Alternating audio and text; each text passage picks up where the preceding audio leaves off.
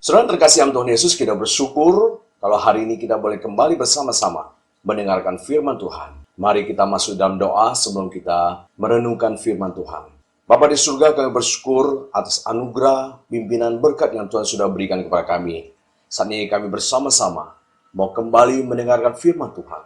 Mohon Tuhan menerangi hati kami dengan Roh Kudus-Mu, sehingga kami boleh mengerti, memahami apa yang harus kami koreksi, jalan apa yang harus kami tempuh, sehingga hidup kami sesuai dengan firman-Mu.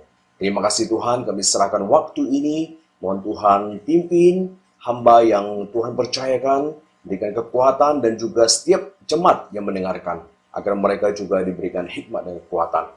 Terima kasih Tuhan, kami serahkan semuanya, di dalam nama Yesus kami berdoa. Amin. Saudara, saya harap sudah baca di Bilangan pasal 13 ayat 25 sampai 33. Dan saat ini saya akan membaca Bilangan 13 di ayat 31. Di dalam bagian itu dikatakan, tetapi orang-orang yang pergi ke sana bersama-sama dengan dia berkata, kita tidak dapat maju menyerang bangsa itu, karena mereka lebih kuat daripada kita. Nah, saudaraku, kita lihat ya, bagian ini adalah berbicara tentang Musa mengutus 12 orang untuk mengintai tanah Kanaan.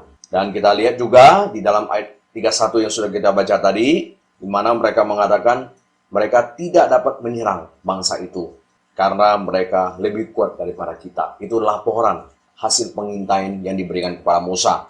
Tetapi kalau kita lihat di dalam ayat 30, dijelaskan kemudian Kaleb mencoba menenteramkan hati bangsa itu di hadapan Musa. Katanya, tidak, kita akan maju dan menduduki negeri itu, sebab kita pasti akan mengalahkannya.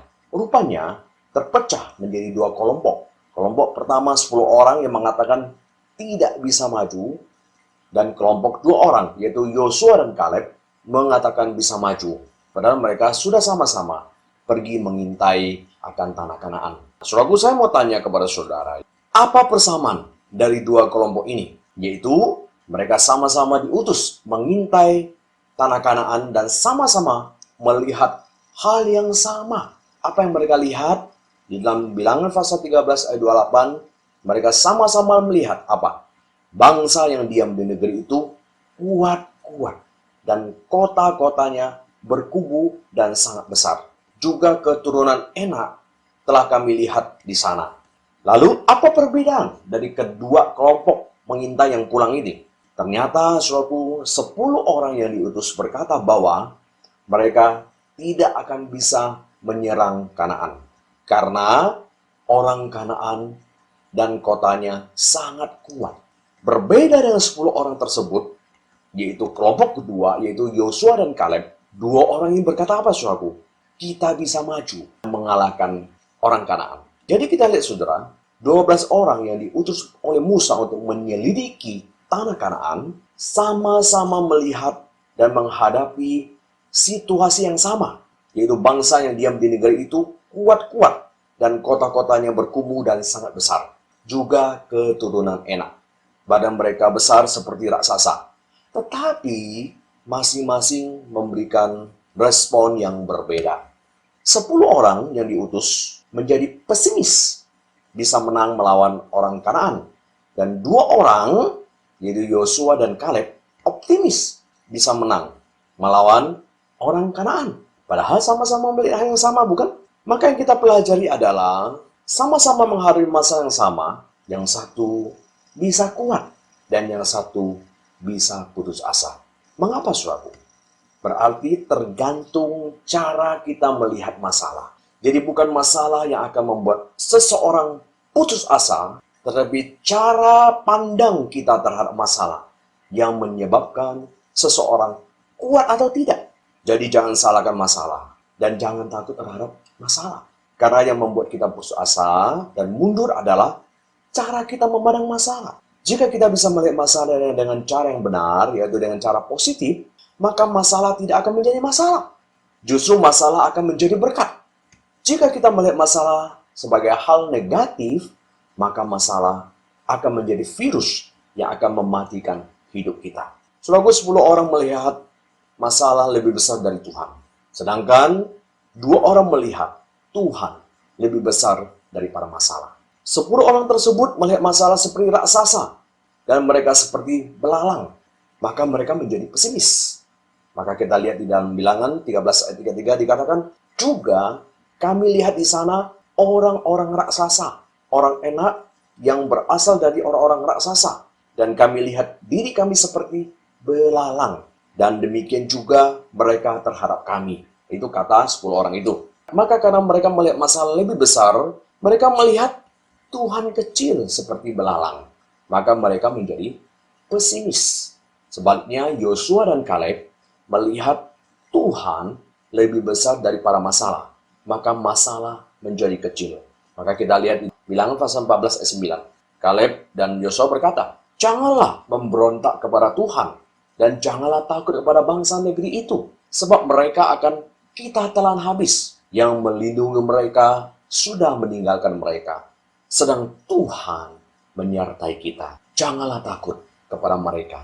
Bilangan 14 ayat 9. Jadi jika kita bisa melihat Tuhan dalam setiap masalah yang kita hadapi, kita pasti kuat, saudara.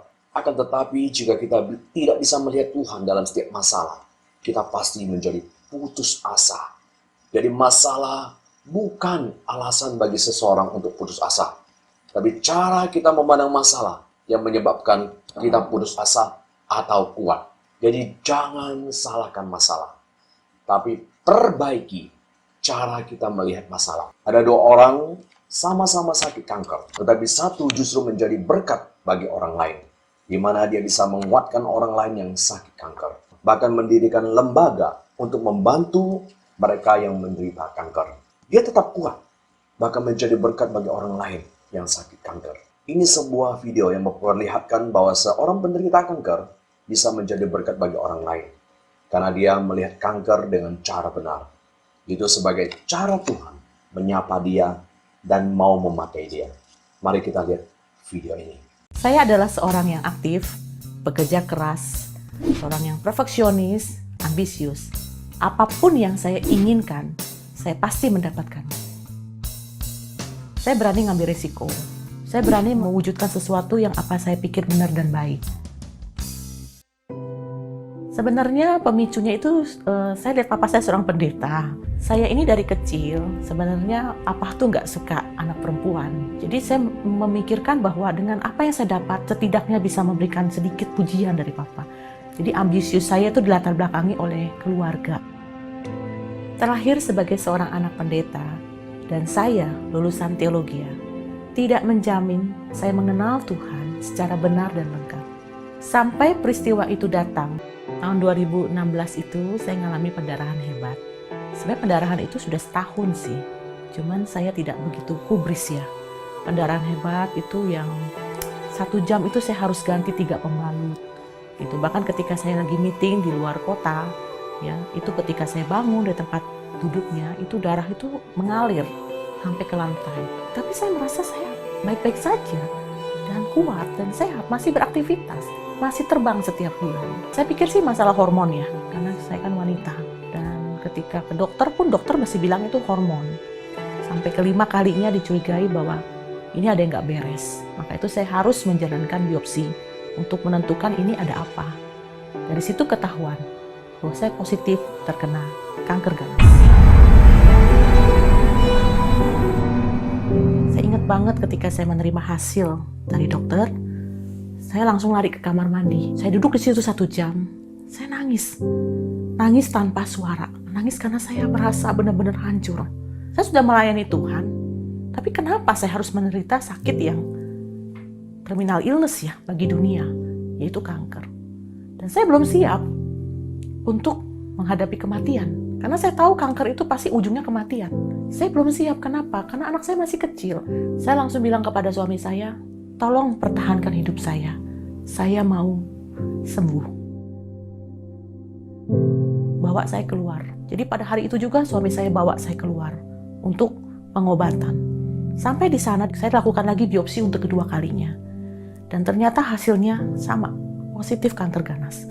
Dokter mengatakan, Erika, besok kamu jalankan operasi. Kita akan melihat kankernya sudah sampai di mana. Setelah saya menjalankan operasi, sorenya hasilnya udah keluar. Dan ternyata kanker saya sudah menyebar dokter mengatakan 2 hari lagi kita menjalankan bedah yang besar. Ini pertaruhan hidup dan mati. Bisa aja kamu nggak bangun lagi. Karena operasi ini sangat beresiko. Saya menjalankan beberapa kali operasi. Jadi waktu itu yang diangkat itu adalah rahim saya, kedua indung telur saya, kelenjar getah bening, bahkan serviknya juga ada setengah yang diangkat. Kemudian ditemukan lagi kanker saya ada di paru-paru. Saya harus menjalankan pertama kali harus radiasi dulu, baru kemudian kemoterapi. Waktu radiasi yang ke-9, saya ingat saya tidur di pangkuan papa. Saya bilang, "Papa nggak enak sekali, ini sakit sekali." Papa saya cuma bilang satu kalimat, yang saya nggak lupa. Dia bilang, "Masih ada Tuhan."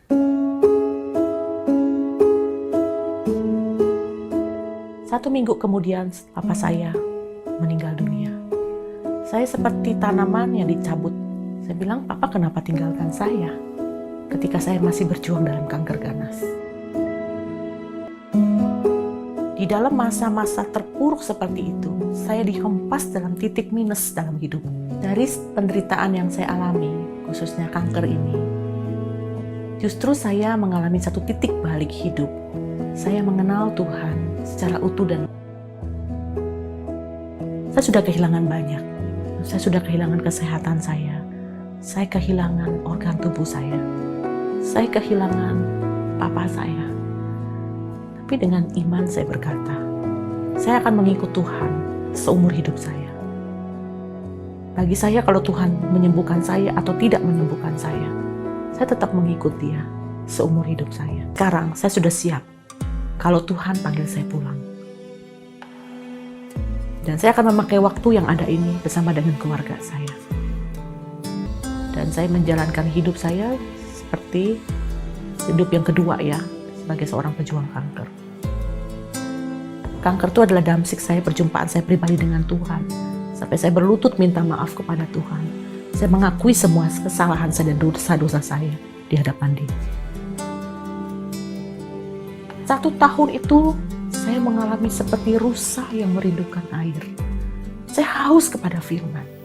Saya bertanya, siapakah Engkau Tuhan? Firman itulah yang terus meneguhkan saya, membukakan saya kepada satu pemahaman yang baru. Dengan firman itulah yang Tuhan nyatakan kepada saya. 1 tahun saya belajar arti berdiam diri di hadapan Tuhan. 1 tahun kemudian, Tuhan menggelisahkan saya dengan sebuah visi yang baru. Aku datang untuk mencari dan menyelamatkan yang hilang. Saya bertanya kepada Tuhan, siapa itu Tuhan? Si bungsu dan si sulung. Saya katakan kepada Dia, kenapa Tuhan memberikan saya sebuah visi? Bukan pada waktu saya masih muda, kondisi tubuh saya masih kuat, organ tubuh saya masih lengkap. Firman berkata, bukan kamu yang memilih aku, tapi aku yang memilih kamu dan menetapkan engkau. Saya berlutut di hadapan Tuhan. Saya katakan, ini aku Tuhan. Utuslah aku untuk kedua kalinya. IC3, Indonesia Christian Cancer Community, adalah sebuah visi. Organ tubuh saya yang saya persembahkan kembali di mezbah Tuhan. Saudaraku yang terkasih yang Tuhan Yesus, sedangkan ada orang lain sakit kanker rahim, tapi hidupnya penuh dengan putus asa, bahkan marah dan kecewa pada Tuhan. Saudaraku, mengapa? Karena dia melihat kanker sebagai malapetaka dan akhir dari segalanya. Tetapi yang bisa melihat bahwa kanker menjadi alat yang Tuhan pakai untuk menjadi berkat bagi orang lain akan kuat saat sakit. Seperti yang dikatakan oleh Paulus. Kita tahu Paulus juga menderita, tapi dia tahu setelah dia dihibur dan dia mengerti dia menderita supaya dia juga bisa menghibur orang lain yang menderita. Maka dia katakan, terpujilah Allah, Bapa Tuhan kita Yesus Kristus, Bapa yang penuh belas kasihan dan Allah sumber segala penghiburan, yang menghibur kami dalam segala penderitaan kami, sehingga kami sanggup menghibur mereka yang berada dalam bermacam-macam penderitaan dengan penghiburan yang kami terima sendiri dari Allah. 2 Korintus pasal 1 ayat 3-5. Jadi yang menghancurkan orang bukan masalah, saudaraku, tapi cara kita melihat masalah. Apakah kita bisa melihat Tuhan yang akan bekerja untuk kebaikan kita dalam masalah tersebut atau tidak? Jika kita bisa melihat ada Tuhan yang bekerja di dalam setiap masalah yang kita hadapi, kita akan melihat masalah sebagai berkat Tuhan. Jika kita tidak melihat Tuhan dalam setiap masalah kita akan kita lihat sebagai kutuk, sebagai sial, dan malapetaka. Dan itu akan menghancurkan hidup kita. Hidup dimanapun ada masalah suatu. Yang penting bagaimana kita memberikan respon terhadap masalah. Saudaraku, akan tetapi realitanya kita selalu melihat masalah dengan cara negatif. Sulit bagi kita untuk bisa langsung melihat masalah dengan cara positif. Mengapa? Karena masalah sangat real kita alami. Sedangkan Tuhan itu tidak real, tidak kelihatan. Saat sakit, kita merasa sakit secara nyata. Sementara pertolongan Tuhan harus kita tunggu. Tidak bisa kita langsung nikmati dan alami. Saat doa harusnya langsung disembuhkan. Realitanya malah mati dan harus menahan sakit. Bahkan dibantu obat untuk meredakan sakit. Saat usaha sepi, kita langsung nyata-nyata mengalami tekanan. Karena hari ini utang sudah jatuh tempo, sedangkan tidak ada uang. Besoknya kita sudah dimaki, dikejar, dan diancam oleh bos akan menarik barang kalau tidak bayar. Dan tidak akan diberikan barang lagi kalau tidak bayar. Sedangkan pertolongan Tuhan tidak bisa kita alami. Bahkan seolah Tuhan diam. Bahkan saat kita tunggu pertolongan Tuhan, kita sudah habis semuanya. Ada yang justru tetap tidak mendapatkan pertolongan Tuhan. Jadi bukan kita tidak mau melihat masalah dari sudut pandang positif. Tapi realita hidup yang sulit itu membuat kita sulit melihat ada Tuhan di balik masalah yang kita hadapi. Ini yang dialami oleh orang Israel, saudaraku. Mereka sulit untuk melupakan pengalaman yang real dan nyata mereka alami. Di mana saat di Mesir, mereka hidupnya sangat susah, dianiaya, dan kerja paksa oleh Firaun. Saat itu mereka berdoa, Tuhan juga tidak langsung menjawab mereka. Butuh ratusan tahun baru Tuhan kirim Musa. Sementara itu sudah banyak yang mati, sudah banyak yang kehilangan keluarga dan kelaparan. Mereka terus lapar, dipukul. Waktu itu Tuhan diam dan tidak melepaskan mereka dari pukulan dan kerja paksa secara langsung. Harus menunggu ratusan tahun. Jadi saat mereka melihat Kanaan, sepertinya itu mereka seperti melihat orang Mesir. Jadi mereka takut lagi, saudaraku, kembali ke masa itu. Bukankah kita juga alami mengapa kita sulit melihat masalah dengan pandangan positif? Karena kita pernah menderita dan sulit sekali. Sehingga setiap ada masalah yang terbayang oleh kita adalah kesulitan yang akan kita alami. Saudara, ada seorang ibu yang panik saat melihat anaknya naik motor. Bahkan melarang anaknya mengendarai motor. Orang lain melihat ibu ini terlalu takut, terlalu berlebihan, nanti anaknya tidak bertumbuh dewasa yang baik. Masa tidak boleh anaknya mengendarai motor? Tetapi setelah orang lain mengerti kisahnya, di mana alasan ibu itu melarang anaknya naik motor, karena anak pertamanya ternyata pernah meninggal karena kecelakaan motor. Maka setiap kali mendengar kata motor, selalu terbayang anaknya meninggal karena kecelakaan motor. Maka dia melarang anaknya yang lain juga naik motor, mengendarai motor. Karena yang terbayang nanti anak ini juga nanti kecelakaan motor dan meninggal. Dia takut kehilangan. So ini yang dialami oleh orang Israel. Mereka melihat orang Kanaan, mereka melihat kota mereka yang berkubu, mengingatkan mereka kepada penderitaan yang sangat menderita di Mesir. Sehingga ketika melihat orang Kanaan, mereka melihat seperti orang Mesir yang nanti akan memperbudak mereka kembali kalau mereka kalah. Lalu saudaraku, bagaimana kita bisa kuat saat masalah datang? Jadi kita harus mencoba memiliki cara pandang yang benar setiap kita menghadapi masalah. Lalu bagaimana kita bisa memiliki cara pandang yang benar agar kita tetap kuat pada saat menghadapi masalah? Pertama, saudaraku, kita harus belajar dan harus memilih partner yang tepat. Saudaraku, siapa yang membuat orang Israel putus asa dan pada semangat? 10 orang itu. Maka saudaraku, kita perlu selektif dalam memilih partner. Jika kita mendapatkan teman yang salah, maka orang tersebut akan membuat kita melihat masalah dengan salah. Ini yang terjadi pada orang Israel. Mereka semua mundur menjadi lemah iman karena 10 orang ini. Saudaraku, ada seorang ibu tiap kali pulang kerja selalu terlihat stres dan cemas. Suaminya tidak tahu mengapa. Suami juga stres saat mendengar istrinya mengeluh tentang banyak hal. Hal itu terjadi cukup lama. Suaminya menganggap memang hidup itu penuh masalah. Satu kali suaminya baru sadar akan sumber stres dari istrinya. Ternyata setiap kali istrinya pergi mengunjungi kakaknya, kakak perempuannya, saat pulang istrinya pasti stres. Padahal setiap kali pergi ke kakaknya, padahal dia setiap kali pergi ke kakak perempuannya, sebelumnya dia selalu ceria. Tapi saat pulang selalu stres. Disinilah suaminya mulai tahu penyebab istrinya stres. Setelah diselidiki suatu, ternyata setiap kali istrinya ke kakak perempuannya, kakaknya selalu mengeluh. Semua hal dimasalahkan. Semua hal dengan suaminya, tentang anaknya, tentang tetangga, semua masalah dikeluhkan kepada kakaknya ini. Dari anak yang tidak mau mandi, tidak mau kerja PR, suami yang selalu pulang malam. Jadi istrinya seperti tempat kakaknya membuang sampah, berupa keluhan dan sindiran. Maka sejak itu suaminya berkata agar jangan terus sering mengunjungi kakaknya. Karena orang yang suka mengeluh dan pesimis akan mempengaruhi hidup kita. Maka sejak itu istrinya sudah mulai mengurangi kunjungan ke kakaknya. Akhirnya istrinya sudah mulai ceria kembali. Dia seperti orang Israel. Karena 10 orang ini pesimis melihat masalah dengan cara negatif, maka akhirnya mempengaruhi mereka. Maka hati-hati saudaraku saat berteman, saat berbicara dengan orang lain. Carilah teman dan saudara yang bisa memberikan semangat, yang bisa melihat masalah dengan cara yang pandang benar. Bukan setiap bertemu selalu mengeluh, seolah-olah hidup itu dia yang paling susah. Orang lain tidak susah. Makanya melalui pengalaman Musa yang mengutus 12 orang, ternyata 10 orang melihat masalah secara negatif, berangkat dari situ. Saat Yosua mengutus pengintai, ketika Yosua memimpin, Yosua tidak mengutus banyak orang lagi, saudaraku. Karena kalau banyak orang, juga banyak cara pandang melihat masalah. Sehingga pusing nanti.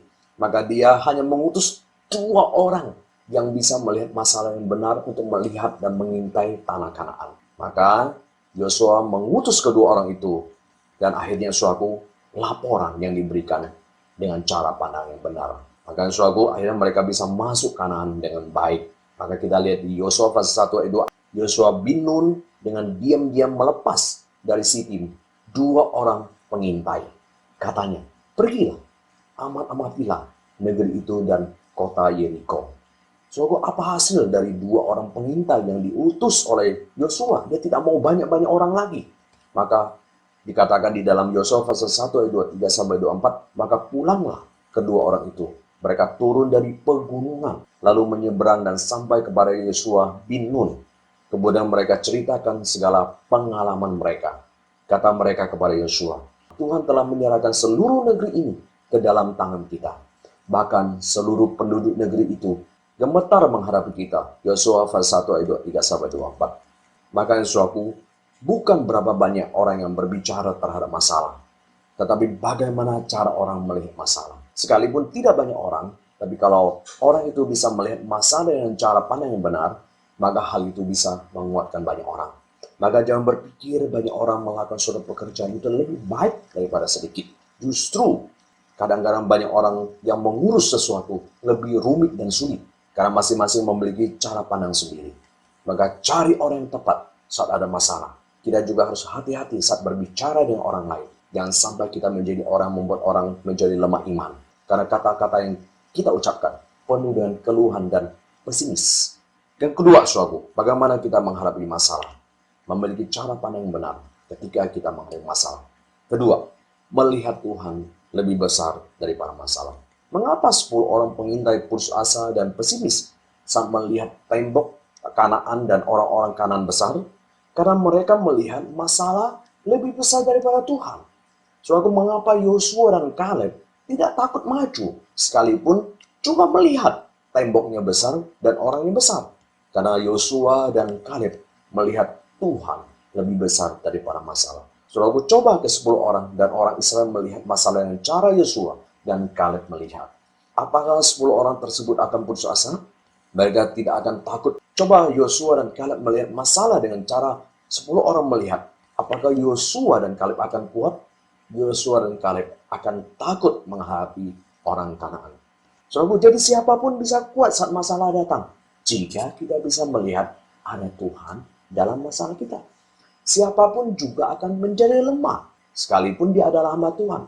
Jika tidak bisa melihat Tuhan di dalam setiap masalah kita. Jadi kunci agar kita kuat dalam setiap masalah yang kita hadapi, lihatlah Tuhan dengan mata rohani kita, berdasarkan firman Tuhan, setiap kita menghadapi masalah. Saudaraku, sehingga kalau kita bisa melihat Tuhan dalam setiap masalah, masalah akan menjadi kecil karena Tuhan kita lebih besar daripada masalah. Ini yang Yosua dan Kaleb katakan. Hanya janganlah memberontak kepada Tuhan dan janganlah takut kepada bangsa negeri ini, sebab mereka akan kita telan habis. Yang melindungi mereka sudah meninggalkan mereka, sedang Tuhan menyertai kita. Janganlah takut kepada mereka. Bilangan 14 ayat 9. Apa beda antara Petrus dan Tuhan Yesus saat melihat salib, saudara? Petrus melihat salib sebagai hal sial sehingga harus dijauhi. Maka Matius 16 ayat 22 berkata, tetapi Petrus menarik Yesus ke samping dan menegur dia. Katanya, Tuhan, kiranya Allah menjauhkan hal itu. Hal itu sekali-sekali tak akan menimpa engkau. Lalu bagaimana dengan Yesus melihat salib? Justru Yesus melihat salib adalah cara Allah menyelamatkan manusia dan menegur. Cara melihat Petrus yang melihat salib sebagai hal yang sial, itu adalah cara pandang setan dan menjadi batu sandungan bagi Yesus. Karena bagi Yesus, salib adalah batu loncatan untuk menyelamatkan manusia. Dan cara Allah memakai dia. Maka Yesus berpaling dan berkata kepada Petrus, inilah iblis, engkau suatu batu sandungan bagiku. Sebab engkau bukan memikirkan apa yang dipikirkan Allah, melainkan apa yang dipikirkan manusia.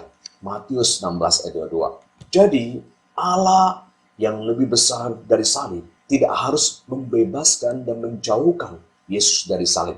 Tapi dia yang berkuasa menjauhkan Yesus dari salib, tapi masih mengizinkan Yesus disalib. Berarti Allah berkuasa membuat salib yang adalah malapetaka menurut manusia bisa menjadi alat untuk menyelamatkan manusia. Maka ini berarti, saudaraku, saat masalah berupa penyakit, kegagalan datang menimpa saudara dan kita, ingatlah bahwa Allah yang berkuasa bisa menjauhkan kita, tapi dia masih mengizinkan kita mengalami penyakit dan kesulitan. Berarti dia juga berkuasa memakai penyakit dan kegagalan yang kita alami untuk menjadi alat bagi kebaikan kita dan kemuliaan bagi namanya. Jadi saat kita berdoa agar Tuhan menyembuhkan kita dan menolong kita agar bebas dari masalah, dan Tuhan tidak menjawab bahkan diam, bukan karena dia tidak peduli pada kita, tetapi karena dia sedang mau memakai penyakit dan masalah kita untuk menggenapi rencananya, seperti salib. Saudaraku, jadi jelas dia tidak akan menyembuhkan penyakit kita dan tidak akan membereskan masalah kita, karena dia mau memakai masalah kita sehingga dia harus membiarkan kita mengalami penyakit dan masalah sampai kita tahu dan membiarkan dia memakai kita. Jadi saat menghadapi masalah, lihatlah ada penyertaan dan maksud Tuhan dalam setiap masalah yang kita hadapi. Jangan kita melihat hantu di dalam masalah, maka kita akan takut. Tapi lihatlah Tuhan. Saudaraku, ada seorang sakit ginjal. Dia langsung melihat hantu dalam penyakit ginjalnya. Dia langsung melihat hidupnya sudah tidak lama lagi. Dia melihat kasihan anaknya yang masih kecil, entar dia mati gimana. Kasihan istrinya, nanti dia mati gimana. Lalu saat membaca di medsos berkata bahwa orang yang cuci darah tidak akan hidup lama. Rajin cuci darah juga sia-sia. Jadi dia hanya melihat hantu. Dia tidak melihat ada Tuhan dalam masalah. Mengapa? Karena dia tidak coba berpikir bahwa penyakit ginjal mungkin adalah berkat Tuhan. Cara Tuhan memakai dia. Dia tidak mencoba berkata, dia tidak mencoba berpikir seperti Ibu Erika Arianto, ya, bahwa melalui sakit ginjal ini, saya percaya Tuhan sedang ingin membawa saya lebih dekat kepadanya. Coba dia bisa berpikir seperti itu. Dia tidak mencoba berpikir penyakit ginjal adalah cara Tuhan mau memakai dia. Karena ada orang yang sakit ginjal tapi masih juga bisa hidup berpuluh-puluh tahun. Soal hidup itu ada di tangan Tuhan. Manusia bisa mati kapan saja. Tidak selalu harus karena sakit. Ada yang sehat-sehat mati ditabrak. Ada yang sehat-sehat tanpa sakit lalu berrekreasi ke Pulau Seribu, ternyata kapal yang dia tumpangi tenggelam dan suaminya dan 2 anaknya mati. Sementara ada orang yang sakit ginjal dan stroke serta kanker tapi masih bisa hidup bertahan sampai 22 tahun. Jadi itu yang harus kita lihat. Banyak orang tidak sadar Yang mematikan kita bukan penyakit itu, tapi justru cara kita melihat masalah yang membuat hidup kita mati dan putus asa. Karena jika kita melihat masalah sebagai hal yang sial, malapetaka, maka kita akan down. Imun tubuh kita akan menjadi lemah, sehingga kita tidak akan bisa bertahan terhadap penyakit.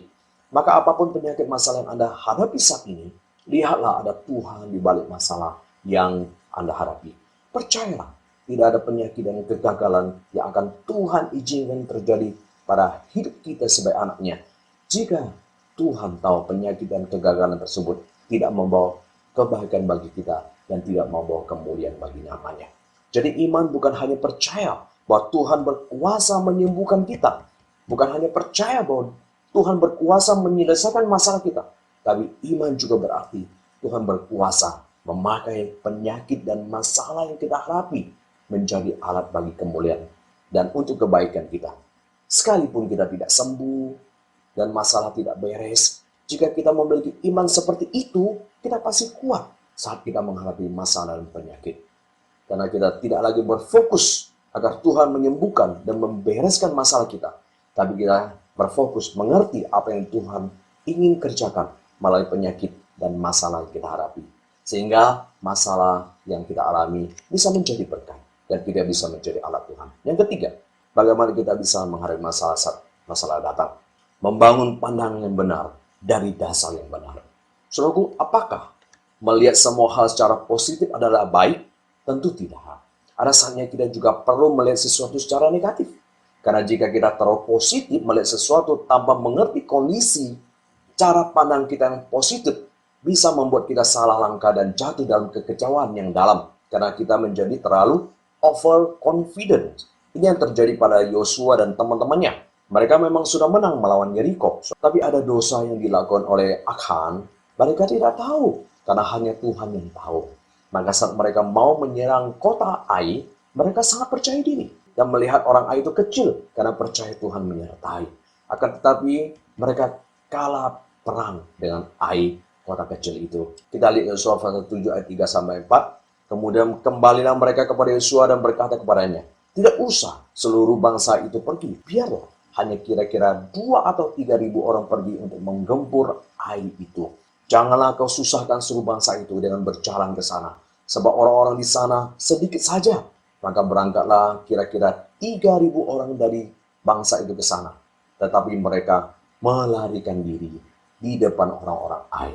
Mengapa mereka kalah sekalipun mereka optimis menang, saudaraku? Karena ada dosa. Kita lihat ya di dalam Yosua pasal 7 ayat 1 penyebab orang Israel kalah. Karena ada dosa di sana. Di sana dikatakan tetapi orang Israel berubah setia yang mengambil barang-barang yang dikhususkan itu. Karena Achan bin Karmi bin Sabdi bin Zerah dari suku Yehuda mengambil sesuatu dari barang-barang yang dikhususkan itu. Lalu bangkitlah murka Tuhan terhadap orang Israel. Maka tidak cukup hanya memiliki pandangan positif terhadap masalah. Kita juga perlu menyelidiki bagaimana relasi kita dengan Tuhan. Karena jika ada dosa yang kita lakukan, pandangan kita yang positif tidak akan banyak menolong kita untuk menang. Karena Tuhan tidak akan menyertai kita lagi. Jadi tidak cukup dengan cara pandangan positif, kita perlu juga melihat apakah Tuhan menyertai kita atau tidak. Jika Tuhan tidak menyertai kita, sekalipun kita optimis dan memiliki cara pandang positif, hal itu tidak akan menghasilkan sesuatu. Jika Tuhan menyertai kita, sekalipun kita pesimis, kita tidak akan menang.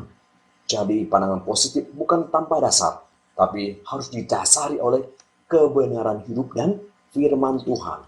Maka cara pandang positif bukan berdasarkan pengalaman, seperti orang Israel, karena bisa mengalahkan Yeriko, menganggap mereka juga akan bisa mengalahkan Ai tanpa introspeksi bagaimana relasi mereka dengan Tuhan. Tetapi langsung mereka pergi menyerang Ai. Tetapi cara pandang kita yang positif harus didasarkan kebenaran hidup dan firman Tuhan. Jadi bukan asal percaya, asal positif tanpa dasar. Hanya berdasarkan pengalaman si A, B, C yang sukses. Seperti yang dikatakan oleh para motivator kan. Dia katakan, kita pasti sukses. Kita pasti bisa. Lihatlah si A, B, mereka juga sukses. Tidak seperti usahaku. Tapi dalam kekristenan, cara pandang positif harus didasarkan pada kebenaran hidup kita dan firman Tuhan.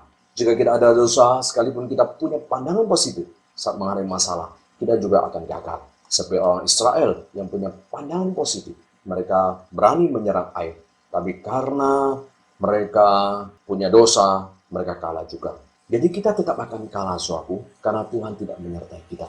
Sesungguhnya, tangan Tuhan tidak kurang panjang untuk menyelamatkan. Dan pendengarannya tidak kurang tajam Tuhan. Tapi yang merupakan pemisah antara kamu dan Allahmu ialah segala kejahatanmu. Dan yang membuat dia menyembunyikan diri terhadap kamu sehingga ia tidak mendengar ialah segala dosamu. Yesaya pasal 59 ayat 1-2. Jadi saat ada masalah, selidiki hati kita apakah dosa yang membuat kita berada dalam masalah. Jika kita sudah menyelesaikan dosa kita, maka Tuhan akan menyertai kita kembali seperti Yosua, sehingga mereka bisa memenangkan peperangan melawan orang-orang Ai. Jadi suatu bukan masalah yang menyebabkan hidup kita hancur dan putus asa, tetapi cara kita memandang masalah. Suatu semua orang ada masalah, tapi cara pandang kita terhadap masalah yang membuat kita putus asa atau kuat. Maka milikilah cara pandang yang benar saat ada masalah. Lihatlah Tuhan ada dalam setiap masalah yang kita hadapi. Percayalah Tuhan yang berkuasa membebaskan kita dari penyakit dan masalah jika kita sudah berdoa dan dia masih mengizinkan kita mengalami masalah dan penyakit. Hal itu karena Tuhan mau memakai masalah dan penyakit saudara saya untuk kebaikan kita dan kemuliaan namanya. Amin. Mari kita berdoa. Bapa surga, terima kasih firman menguatkan kami. Sehingga kami boleh mengerti bahwa di dalam setiap hal yang kami alami, di dalam setiap masalah yang kami hadapi, ada Tuhan. Tuhan tolonglah kami untuk bisa mengerti. Hamba berdoa untuk saudara kami yang mendengar, mungkin mereka sedang sakit, mereka sedang bergumul dengan masalah keluarga, usaha, yang di pandemi ini memang lagi sulit. Biar Tuhan tolong mereka, sehingga mereka bisa melihat Tuhan punya rencana dalam hidup mereka. Mereka pun sudah berdoa, tapi kalau Tuhan tidak menjawab, bukan berarti Tuhan tidak mengasihi mereka. Biar mereka mengerti Tuhan bahwa Tuhan mempunyai rencana dan memakai penyakit dan masalah mereka untuk kemuliaan nama Tuhan dan kebaikan bagi mereka. Terima kasih Tuhan, sertai dan pimpin kami semuanya. Di dalam nama Yesus kami berdoa. Amin.